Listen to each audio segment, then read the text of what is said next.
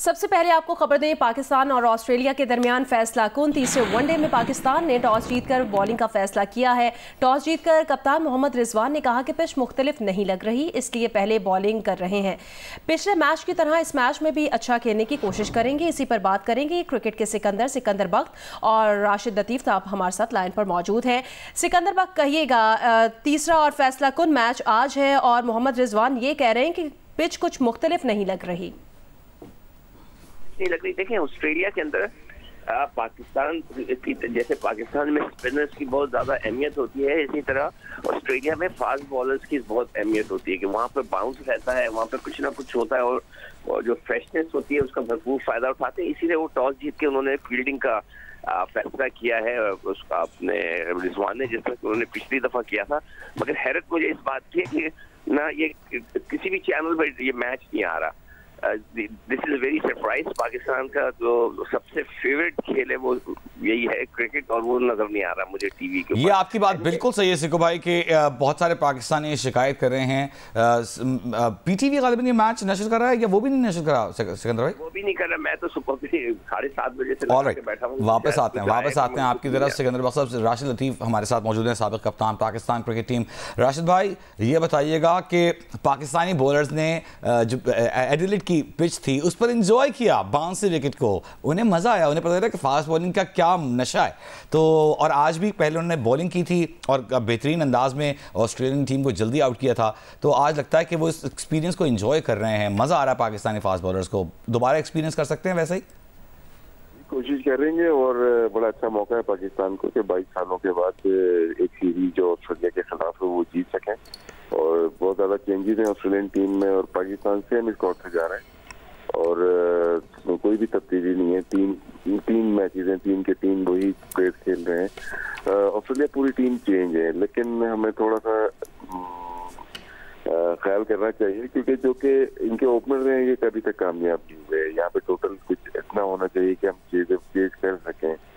एक ही चेंज है, बस ये मैच है और लास्ट में थोड़ा सा लाइट का इशू हो सकता है जब हम बैटिंग करेंगे क्योंकि वहाँ पे सनसेट तकरीबन 6:49 है और मैच का टाइम भी इतने खत्म होने का है। तो मैच अर्ली खत्म करे ज्यादा अच्छा है क्योंकि ट्वाइलाइट लाइट जोन जब आता है तो उस वक्त थोड़ी बैटिंग में प्रॉब्लम होती है। अदरवाइज कोई इशू नहीं है।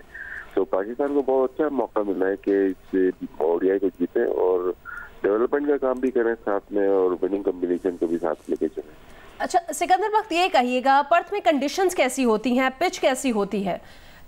देखिए, वहाँ की पिच जो है एक जमाना था कि उसको दुनिया की सबसे तेज तरीन पिच कहा जाता था। जब हम खेलने जाते थे तो उस वक्त यही कहा जाता था कि दुनिया में जितने पिचेस बनी हैं उसकी सबसे तेज तरीन पिच है और उसका रंग जो होता था हमेशा काले रंग का होता था वहाँ पे उनकी जो जिस जगह। मगर अब ये है ड्रॉप इन पिच। मेरे ख्याल से राशिद को शायद पता, राशिद एक ड्रॉप इन पिच है ये मेरे ख्याल से। अभी इसलिए कि ये सीजन उनका शुरू हो रहा है तो ये जब सीजन शुरू होता है तो ये वहाँ पे फुटबॉल होती है उसी ग्राउंड के ऊपर। उसके बाद फिर ये इसको फिर पूरी तरह प्रॉपर बनाते हैं। तो यहाँ की पिच जो है तेज चलती है। जो देखना ये है कि पाकिस्तान को तो बहुत अच्छा मौका मिला हुआ है। जो इससे पहली दफा जब हम सीरीज जीते थे 2002 में 2000 में, तो उस वक्त मैं भी टीम के साथ था। उधर शोएब अख्तर ने जो है बहुत जबरदस्त गेंदें की थी और उसकी वजह से मैच जीते थे। तो इस दफा भी हमारे फास्ट बॉलर्स जो हैं वो बहुत ही, जो पिछला मैच खेला है उन्होंने बहुत ही जबरदस्त खेला है। तो अगर उसी तरह के हमने खेल लिया तो बड़ा मौका फायदा होगा। अच्छा सिकंदर भाई, हमने देखा कि बहुत ज्यादा गेंद हिल नहीं रहा था, हल्का सा स्विंग था, लेकिन जो बाउंस था पिच का, जो सपोर्ट मिल रही थी गेंद को, वही लीथल साबित हुई लास्ट मैच में। राशिद भाई से भी सवाल करेंगे, पहले आप बताएं कि आपको लगता है कि पाकिस्तानी पेसर्स दोबारा वो कारनामा सर अंजाम दे सकेंगे? देखिए, बात असल ये है कि उसमें सिर्फ नसीम शाह ने इतनी अच्छी बॉल नहीं की थी, बाकी सबने अपने हिसाब से सही की थी। सबने अंडर 30 रन दिए थे और उनको आउट करने में।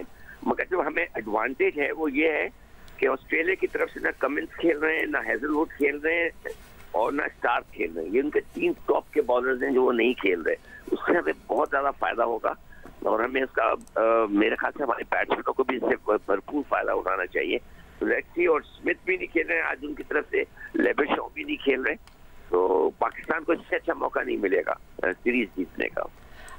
अच्छा राशिद लतीफ़ साहब, आप कहिएगा कि ये बॉलर्स के लिए पिच कैसी है, क्योंकि हारिस रऊफ ने पिछले मैच में बहुत अच्छी कारकर्दगी दिखाई और यहाँ भी कह रहे हैं कि हारिस रऊफ जो है वो यहाँ खेलते रहे हैं और कंडीशंस जो हैं उससे हम आहंग हैं। जी बिल्कुल, यहाँ पे पर्थ की फास्टेस्ट, जैसे चिक्कू भाई ने कहा कि फास्टेस्ट पिच होती है। यहाँ पे जो क्ले का जो कंटेंट होता है वो तकरीबन 81% होता है। यहाँ पे जो मड होती है, मट्टी मिक्स होती है, वो बहुत रेयर होती है, 3-4% होती है। इसलिए यहाँ की पिच को दुनिया की तेज तरीन पिच कहा जाता है। और चाहे वो ड्रॉपिंग पिच भी ये कोशिश यही करते हैं कि जहाँ पे किसी स्टेट में या जिस सिटी में पिच बने तो वहीं के क्ले को यूज करते हैं। इसलिए यहाँ पर डेनिस लिली और थॉमसन और एल्डरमैन और सभी ने बड़ा परफॉर्म किया है। पाकिस्तानी फास्ट बॉलर ने भी बड़ा परफॉर्म किया है। हमारे फास्ट बॉलर आजकल दोबारा से हेडलाइन में आ गए हैं। एक माना अभी 2 महीने पहले हम बोल रहे थे हमारे पास फास्ट बॉलर खत्म हो गए। ये सारी चीजें कंडीशन के ऊपर डिपेंड करती है। तो यहाँ पे हमारे सिर्फ स्पिनर टाइम अयूब में 3 ओवर किए हुए 2 ओडीआई में, तो भरपूर मौका देना चाहिए अपने प्लेयर को, थोड़ा शफलिंग करनी चाहिए। जिस तरह से नसीम शाह है वो उनको नई बॉल कर रहे हैं, वो अच्छी कर रहे हैं, लेकिन हसनैन को भी ट्राई करना चाहिए न्यू बॉल देके, 2-3 ओवर देके देखें, शायद वो ज्यादा सक्सेसफुल हो न्यू बॉल पे, क्योंकि नसीम अभी तक सक्सेसफुल नहीं हो चुके हैं। हारिस हमारे सेकंड अटैक पे जब आते हैं तो बहुत उम्दा तेज बॉलिंग कर रहे हैं, जो कि मिक्स एंड मैच में करते हैं बॉल, कुछ बॉल आगे करते हैं, कुछ शॉर्ट ऑफ लेंथ करते हैं। उनको छोटी सी सीम भी मिलती है, स्विंग के साथ सीम भी, जो कि बहुत डेंजरस है इंटरनेशनल क्रिकेट में। अच्छा सिकंदर बख्त, आप कहिएगा, ये तो हो गई बॉलर्स की बात, पेसर्स की, फास्ट बॉलर्स और स्पिनर्स की। इसके बाद ये कहिए कि पाकिस्तान की आज बैटिंग लाइन क्या होनी चाहिए, क्योंकि तीसरा और फैसला कुन ये मैच है। नहीं देखिए, बैटिंग लाइन अप तो वही होगा, मगर जो सबसे अच्छा हमें पाकिस्तान को एडवांटेज मिला है कि हमारे ओपनर्स बहुत अच्छा खेल गए। खासतौर पर शाहिद अयूब ने जो इनिंग खेली थी, आउटस्टैंडिंग खेली। देखिए उसमें जो हम चेस कर रहे थे इनिशियली, उनका भी गेंद स्विंग हो रहा था और हम मतलब है कि उसमें कई बॉलें जो है बल्ले के पास से गुजर रही थी, मगर वो डटे रहे, उन्होंने उसको छेड़छाड़ नहीं की। 10वें ओवर के बाद उन्होंने खुलकर खेलना शुरू किया। तो ये बहुत अच्छी स्ट्रेटेजी। मैं हमेशा ये कहता हूँ कि जरूरी नहीं है कि जो ऑस्ट्रेलियंस कर रहे थे ना, कि वो शुरू से मार धाड़ कर रहे थे। जरूरी नहीं है कि आप जो है वो इस किस्म की T20 वाली बैटिंग करें।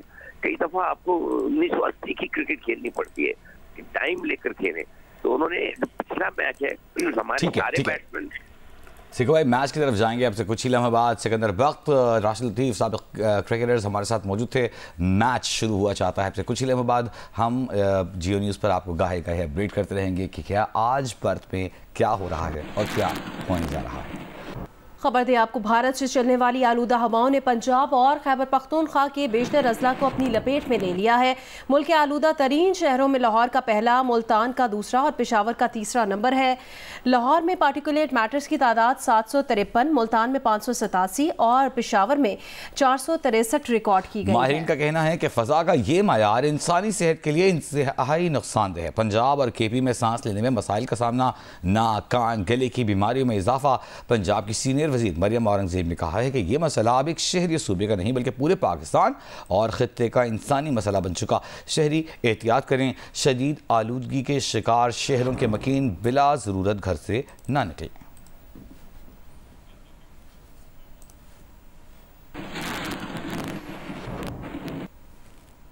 टोबा टेक सिंह की तहसील गोशा और मुल्हिका इलाकों में शदीद स्मॉग की वजह से ट्रैफिक शदीद मुतासिर है। मोटरवे M4 और M5 को ट्रैफिक के लिए बंद कर दिया गया है। तफसील बताएंगे जियो न्यूज़ के नुमाइंदे साकिब महमूद भट्ट।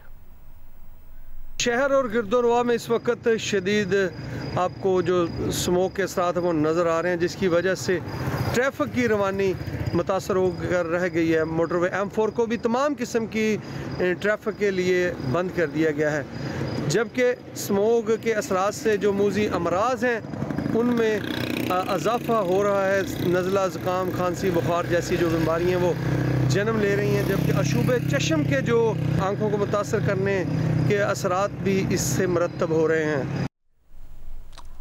बहावल नगर में स्मॉग में इजाफे से मुख्तलिफ बीमारियाँ फैलने का खतरा बढ़ गया है। स्मॉग के असरात से बचने के लिए क्या एहतियाती तदाबीर इख्तियार करनी चाहिए, बता रहे हैं नुमाइंदा जियो न्यूज़ फहद शफीक। जी बिल्कुल, दिन ब दिन बढ़ती स्मॉग ने शहरियों को परेशान करके रख दिया है। खास तौर पर मुख्तलिफ किस्म की बीमारियां जो हैं वो जिला भावनगर में फैल रही हैं स्मॉग की वजह से, और जो क्लिनिक्स और प्राइवेट हॉस्पिटल्स हैं, सरकारी अस्पताल हैं, उनमें रश बहुत ज़्यादा बढ़ गया है मरीजों का। इस वक्त हमारे साथ एक डॉक्टर साहब मौजूद हैं, आइए इनसे बात करते हैं। स्मॉग की वजह से हमारी आँखों के अमराज, नाक और गले के अमराज, इसके अलावा हमारे फेफड़ों के अमराज में दिन ब दिन इजाफा हो रहा है। जो अलामात हैं इनमें आँखों में जलन का होना, आँखों से पानी बहना, नज़ला, जुकाम, गला दर्द करना, और अगर किसी के गले में खराश होती है तो उसे चाहिए कि वो कुली गरारे करे, घर से गैर जरूरी बाहर ना निकला जाए। दूसरा, अगर किसी काम की वजह से निकलना पड़ भी जाता है बाहर, फेस मास्क का इस्तेमाल बहुत ज़रूरी है। आँखों के ऊपर चश्मा लगा के निकलना चाहिए। जी बिल्कुल, ये थे डॉक्टर साकिब खुर्शीद जो बता रहे थे कि क्या एहतियाती तदाबीर हैं जिन्हें अपनाकर स्मोक से बचा जा सकता है, जिसमें उन्होंने बताया कि कमरों को बिल्कुल बंद रखा जाए, मास्क पहना जाए और बाहर जो है वो जाने से परहेज किया जाए गैर जरूरी तौर पर। दूसरी जानिब भावनगर में स्मोक में दिन ब दिन इजाफा होता जा रहा है और शहरी खासे परेशान नजर आ रहे हैं। जी, भक्कर के MM रोड पर बस सड़क किनारे खड़े ट्रेलर से टकरा गई। रेस्क्यू हुकाम का कहना है कि हादसे में 2 मुसाफिर जाँ बहक और 9 जख्मी हो गए।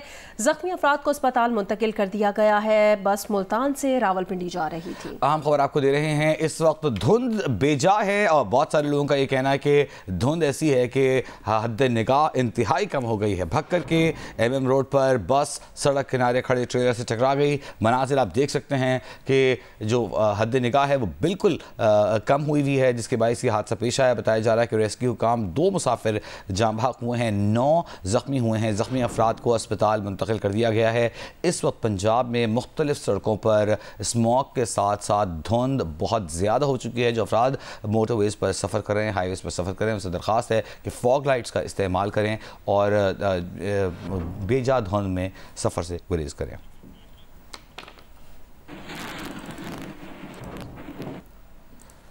गुजरात के हवाले से आपको खबर दें कि स्मॉग के बायस ट्रैक्टर ट्रॉली की मोटरसाइकिल को टक्कर, हादसे में मां 2 बच्चों समेत जाँ बहक हो गई। लाशें अस्पताल मुंतकिल कर दी। स्मॉग के बायस ट्रैक्टर ट्रॉली की मोटरसाइकिल को टक्कर और हादसे में मां 2 बच्चों समेत जाँ बहक हो गई। लाशें अस्पताल मुंतकिल कर दी गई हैं।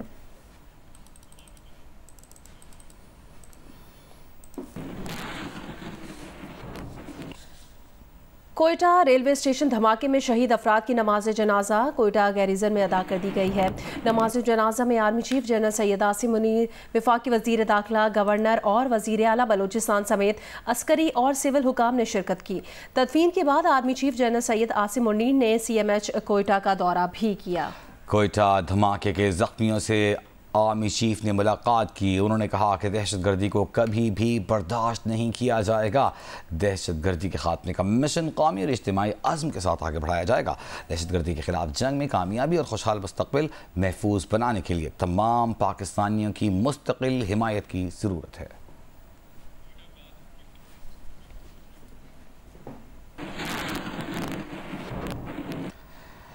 कोयटा के रेलवे स्टेशन पर होने वाले खुदकुश धमाके के 3 मजीद जख्मी दम तोड़ गए। जाँ बहक होने वाले अफराद की तादाद बढ़कर 27 हो गई। 12 शदीद जख्मी अब भी ट्रॉमा सेंटर में जिंदगी की जंग लड़ रहे हैं। कोयटा से रिपोर्ट करेंगे नदीम कौसर।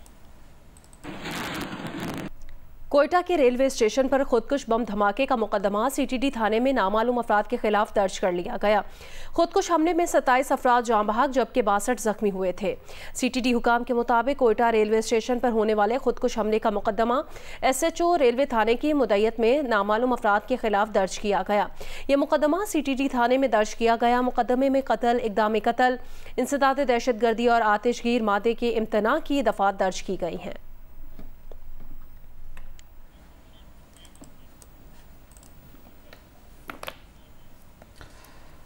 वफाकी वज़ीर दाखिला मोहसिन नकवी और वज़ीर आला बलोचिस्तान में सरफराज बुगटी ने कोयटा के सिविल अस्पताल में धमाके के ज़ख्मी की अयादत की। मीडिया से गुफ्तगू में वज़ीर दाखिला ने कहा कि इस वक्त जंगी हालात है, नॉर्मल हालात नहीं हैं। उन्होंने कहा दहशतगर्द अब खुदकुश हमलावरों को इस्तेमाल कर रहे हैं। दहशतगर्दी का मिलकर मुकाबला करना है। बलोचिस्तान हुकूमत से हर मुमकिन ताउन करेंगे। वज़ीर आला बलोचिस्तान ने कहा अवाम को यकीन दिलाते हैं कि हुकूमत और एजेंसीज दहशतगर्दी से निपटने की सलाहियत रखते हैं। कॉन्फ्लिक्ट जोन, और ये कॉन्फ्लिक्ट जोन है, और कॉन्फ्लिक्ट जोन में ये जो वाक़यात हैं इनका तदराक करना भी बहुत ज़रूरी है। और हम इंशाअल्लाह ताला बलूचिस्तान के लोगों को ये यकीन दिलाते हैं कि आपकी हुकूमत, आपकी मरकज़ी हुकूमत, आपकी इंटेलिजेंस एजेंसीज़, हमारी security forces, we has the capacity. ये आपने देखा होगा कि राइज़ एक दफ़ा ज़रूर आता है और हम इंशाअल्लाह ताला इनको कैफ़े किरदार तक ज़रूर पहुँचाएँगे। आप इंशाअल्लाह ताला देखेंगे जैसे सीएम साहब कह रहे हैं, इस वाली जो ये एक ठीक है वेव आई है, इंशाअल्लाह ताला उसको आपको ख़त्म करके दिखाएंगे। दहशतगर्द अपना जो भी खुदकश हमला वालों को यूज़ कर रहे हैं, बाकी चीज़ें कर रहे हैं, इंशाअल्लाह ताला आपको जिसके तहत तो ये है कि बहुत सारी चीज़ें हैं जो आपके तक नहीं भी पहुंचती या पहुंचती हैं तो लेट पहुंचती हैं। सारे मिलके लड़ रहे हैं इस टाइम पे। ये एक पूरी वॉर की सिचुएशन है। ये कोई ऐसी चीज़ नहीं है कि नॉर्मल हालात है कि चोरी या डकैती है। आईसीसी चैंपियंस ट्रॉफी 2025 के शेड्यूल पर डेडलॉक अब भी बरकरार है, जिसके बाद शेड्यूल का ऐलान ताख़ीर का शिकार होता जा रहा है। क्रिकेट वेबसाइट ने दावा किया है कि शेड्यूल का मामला ना सुलझने की वजह से एक इवेंट मंसूख कर दिया गया है। आईसीसी ने 11 नवंबर को लाहौर में बाज़ाब्ता शेड्यूल का ऐलान करने का प्लान किया था। भारत के मैचेस का फैसला ना होने की वजह से इवेंट खत्म किया गया। मुतालिका ऑफिशियल के मुताबिक शेड्यूल अभी कंफर्म नहीं है। मेज़बान और हिस्सा लेने वाली टीमों के बोर्ड से बातचीत जारी है। हमारे साथ मौजूद है नुमाइंदा जीओनी सोहेल इमरान। सोहेल, क्या तफसील है इस मुताल्लिक़ बताइएगा हमें।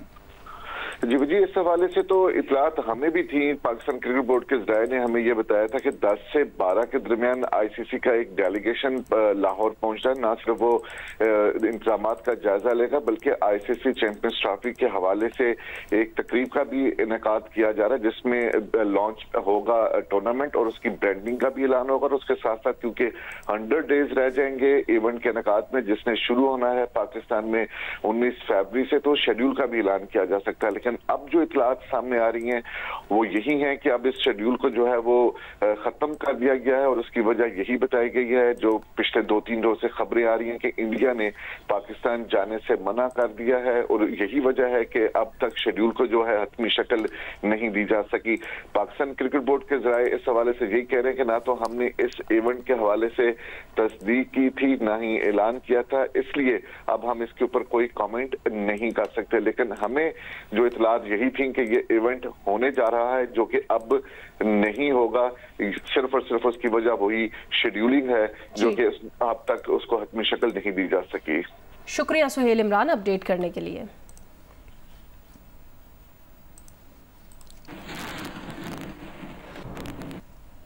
एशियन शूटिंग कन्फेडरेशन ने अपनी सालाना रैंकिंग जारी कर दी है, जिसमें पाकिस्तान की ओलंपियन शूटर कशमाला तलअत को 10 मीटर एयर पिस्टल में एशिया की दूसरी बेहतरीन शूटर करार दिया गया है। एशियन शूटिंग कन्फेडरेशन की जारी करदा खवातीन की 10 मीटर एयर पिस्टल रैंकिंग में कशमाला तलत 1350 पॉइंट्स के साथ दूसरे नंबर पर हैं, जबकि भारत की ईशा सिंह 1500 पॉइंट्स के साथ पहले नंबर पर मौजूद हैं। खवातीन की 25 मीटर पिस्टल रैंकिंग में कशमाला तलत ने 29वीं पोजीशन हासिल की है। मर्दों की रैंकिंग में भी पाकिस्तानी खिलाड़ी नुमायां हैं। 10 मीटर एयर पिस्टल में गुलफाम जोसेफ 7वें, जबकि 25 मीटर रैपिड फायर इवेंट में GM बशीर 15वें नंबर पर हैं। जियो न्यूज से गुफ्तगू में कशमाला तलत ने अपनी रैंकिंग पर इजहार तशक्कुर करते हुए कहा कि एशिया की दूसरी बेहतरीन शूटर बनना उनके लिए एजाज है। वो 2025 में मजीद बेहतर कारकर्दगी के अज़्म के साथ इवेंट्स में शरीक होंगी। बेसबॉल यूनाइटेड अरब क्लासिक में पाकिस्तान सेमीफाइनल में पहुंच गया। आखिरी ग्रुप मैच में अफगानिस्तान को 17-3 से शिकस्त दे दी। चारों मैचेस जीतकर पाकिस्तान ने ग्रुप में पहली पोजीशन हासिल की है। दुबई में जारी इवेंट में पाकिस्तान ने अफगानिस्तान को भी मुकम्मल आउट क्लास कर दिया। इस फतह के साथ पाकिस्तान ने अपने ग्रुप में चारों मैचेस जीतकर पहली पोजीशन हासिल की और सेमीफाइनल के लिए क्वालिफाई कर लिया। मैच में पाकिस्तानी बैटर जैन, मोहम्मद हुसैन, मोहम्मद शाह, वाहिद और अम्मार ने शानदार खेल का मुजाहरा किया। जैन ने अपनी जारहाना बैटिंग से इनसाइड पाक होम रन स्कोर किया और साथ ही ग्रैंड स्लैम की शानदार कारकर्दगी से पाकिस्तान की बरतरी को बढ़ाया। खेल की इब्तिदा में वाहिद, जैन और समीर ने डबल प्ले के जबरदस्त मुजाहरे से टीम की गिरफ्त को मजबूत किया। पाकिस्तान के पिचर्स हसनैन जान, सैयद अली और हसन इमाम ने भी मुखालिफ टीम की हिटिंग की कोशिशों को नाकाम बनाते हुए बेहतरीन पिचिंग का मुजाहरा किया। कराची में होने वाले मास्टर माइंड चेस मुकाबलों में पाकिस्तान के टॉप खिलाड़ियों के दरमियान आज साफ शिकन मुकाबला हुआ। बहरिया टाउन में होने वाले इस इवेंट में ओपन कैटेगरी का आगाज असदुल्ला के नाम रहा। इवेंट में मुख्तलिफ एज ग्रुप्स के कैटेगरीज में मुकाबले हुए। बहरिया टाउन कराची में होने वाले मास्टरमाइंड चेस टूर्नामेंट में ओपन कैटेगरी का मुकाबला असदुल्ला खान ने जीत लिया। रईस अंसारी ने दूसरी जबकि आसिफ अब्बासी ने तीसरी पोजीशन हासिल की। अंडर 25 की कैटेगरी में अजहर हुसैन चैंपियन रहे जबकि अहमद हसन की दूसरी पोजीशन रही। अंडर 12 कैटेगरी में मोहम्मद ईसा हुसैन ने पहली, अशर सिद्दीकी ने दूसरी पोजीशन अपने नाम की। अंडर 10 बॉयज़ की स्पेशल कैटेगरी में ईसा हसन जबकि अंडर 10 गर्ल्स में अलीजे खालिद ने पहली पोजीशन हासिल की। अंडर 15 बॉयज़ का टाइटल दानियाल जवाद के नाम रहा। गर्ल्स टाइटल मीराब अफजल ने अपने नाम किया। इवेंट में मुख्तलिफ एज ग्रुप कैटेगरीज में शतरंज के प्लेयर्स ने अपनी सलाहियतों का मुजाहरा किया। नमी थलजीप रैली के आज फाइनल राउंड में प्रिपेयर्ड कैटेगरी के मुकाबले होंगे। प्रिपेयर्ड कैटेगरी के मुकाबलों में मुल्क के नामवर रेसर्स नादिर मक्सी, साहबजादा सुल्तान और दीगर हिस्सा लेंगे। तफसील बताएंगे जियो न्यूज़ के नुमाइंदे मोहम्मद अदनान मुश्तबा। आज थलजीप रैली का फाइनल राउंड यानी प्रिपेयर्ड कैटेगरी के मुकाबले होंगे। प्रिपेयर्ड कैटेगरी के लिए 210 किलोमीटर तवील ट्रैक तैयार किया गया है जो मुजफ्फरगढ़, कोटदू और लिया के इलाकों पर मुश्तमिल है। नादिर मक्सी हो गए, साहबजादा सुल्तान के अलावा आसिफ फजल चौधरी हो गए, ख्वाजा तैमूर हो गए, ये मारूफ रेसर इस प्रिपेयर्ड कैटेगरी में हिस्सा लेंगे। गुज़िश्ता रोज़ भी शदीद तरीन स्मॉग के बाद जो ट्रैक को महदूद करना पड़ा और ट्रैक 105 किलोमीटर तक महदूद रह गया, जिसकी वजह से जो रेसर्स हैं वो काफ़ी जो है उन्हें मुश्किलात का सामना करना पड़ा स्मॉग की वजह से। तकरीब तकसीम इनामात आज फैजल स्टेडियम में मुनक्किद की जाएगी, जहां पर जो स्टॉक प्रिपेयर्ड के और वुमेन कैटेगरी में जीतने वाले जो खवातीन हैं उनमें इनामात तकसीम किए जाएंगे। दिल अजीज शायर जॉन एलिया की याद में लियाकत मेमोरियल लाइब्रेरी में खुसूसी तकरीब हुई जिसमें शकील आदिलजादा, मुनव्वर सईद, अनीक अहमद और दीगर मुआसरीन ने जॉन की शायरी के मुख्तलिफ पहलुओं पर बात की। तफसील देखिए जियो न्यूज़ के नुमाइंदे वलीद अहमद की रिपोर्ट में। मुनफरिद उसलूब के शायर जॉन एलिया की बरसी के मौके पर उनकी याद में बज़्म राब्ता ने कराची की लियाकत मेमोरियल लाइब्रेरी ऑडिटोरियम में तकरीब मुनक्किद की। जॉन कौन के उन्वान से खुसूसी सेशन में जॉन एलिया की जिंदगी पर सैर हासिल गुफ्तगू की गई। प्रोग्राम में अनीक अहमद, औज कमाल, मुनव्वर सईद, शकील आदिलजादा, जावेद सबा, वजी सानी और दीगर शख्सियात शरीक हुई और जॉन एलिया की शायरी के मुख्तलिफ पहलुओं पर रोशनी डाली। नौजवान नस्ल जॉन से प्यार तो करती है, जॉन के शेर तो पसंद करती है, लेकिन जॉन को जानती नहीं है, वो जॉन को जानना चाहते हैं। वो कोई ढकी छुपी शख्सियत तो है नहीं, बिल्कुल ओपन खुली शख्सियत के मालिक। जो भी वो करते थे और जो उन्होंने किया है वो सबके सामने है और कमाल काम किया है। वज़ीर तवानाई सिंध नासिर हुसैन शाह ने खुसूसी शिरकत करते हुए कहा कि जॉन एलिया एहसास शख्सियत थे। जो उनकी शायरी थी या जो दीगर उनकी चीज़ें, उनको अगर मुकम्मल तौर पर जब जायज़ा लेंगे तब ही जॉन एलिया साहब की मुकम्मल जो शख्सियत है उसको समझा जाएगा। शुरका ने जॉन एलिया की शायरी और उनकी शख्सियत के मुख्तलिफ पहलुओं को भी उजागर किया। कैमरामैन जुबैरुद्दीन के साथ वलीद अहमद, जियो न्यूज़, कराची।